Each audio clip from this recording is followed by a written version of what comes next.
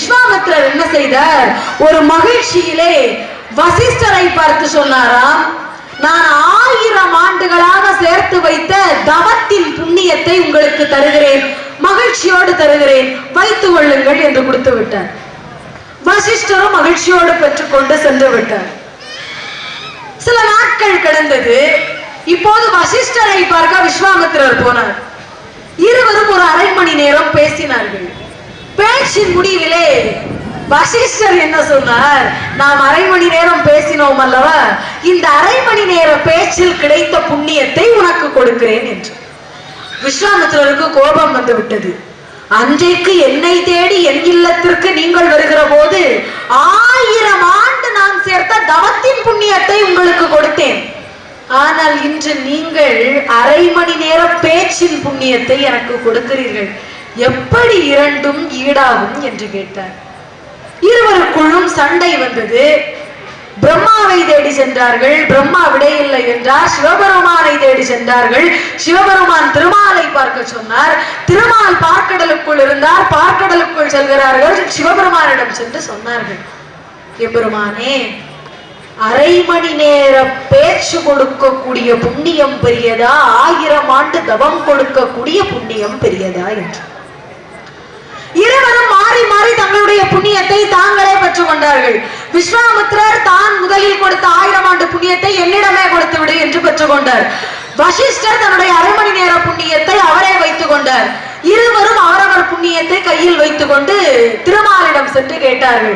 திருமால் சொன்னார், கடினமான கேள்வியாக இருக்கிறது, நானே 10 நிமிடம் யோசித்துதான் பதில் சொல்ல வேண்டும். அதுவரைக்கும் இந்த பூமியை யாராவது ஒருவர் தாங்கி பிடித்துக் கொள்ளுங்கள் என்று. விஸ்வாமித்திரர் சொன்னார், 1000 ஆண்டு புண்ணியம் என்னிடம் இருக்கிறது, கொடுங்கள், பூமியை நான் வைத்துக் கொள்கிறேன் என்று பூமியை வாங்கி தன் கையிலே பிடித்தார்.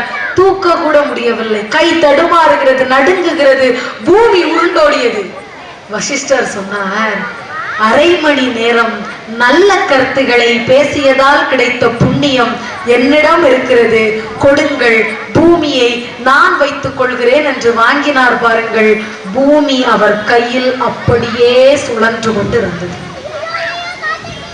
பூமி வசிஷ்டரின் கையில் சுழன்று கொண்டிருந்தது. விஸ்வாமித்திரர் சொன்னார், 10 நிமிடம் ஆகிவிட்டது, பதிலை சொல்லுங்கள் என்று. திருமால் சொன்னார், விஸ்வாமித்திரரே, இன்னுமா உங்களுக்கு பதில் கிடைக்கவில்லை? பதிலை எப்போதோ செயலின் மூலமே காட்டிவிட்டேன். பூமியையே தாங்கும் ஆற்றல் அரை மணி நேரமாவது நல்ல விஷயங்களை பேசுவதால் கிடைக்கிறது. பூமியையே தாங்க முடிகிறது என்றால் இப்போது சொல்லுங்கள், எதற்கு பலம் அதிகம் என்று.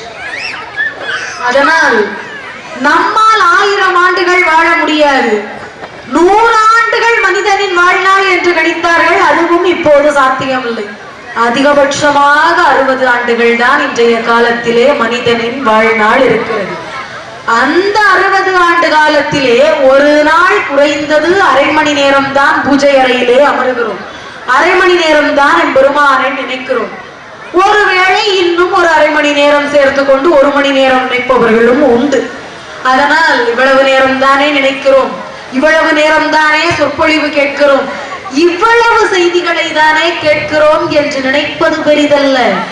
கேட்பது சிறியதாக இருந்தாலும் அதில் கிடைக்கக்கூடிய கருத்துக்கள் நல்லதாக இருந்தால், வசிஷ்டர் பூலோகத்தையே தாங்கியதை போல ஏன் வசிஷ்டர் மட்டும்தான் தாங்க முடியுமா? என் பெருமானுடைய அடியவராக நாமும் மாற முடியும். நாமும் இந்த பூலோகத்தையே தாங்கக்கூடிய அளவிற்கு சக்தியை பெற்றுக்கொள்ள முடியும். அதற்கு ஒன்றை மட்டும் தெளிவாக தெரிந்து கொள்ளுங்கள், எது நடக்கிறதோ அது நாம் விதைத்ததுதான்.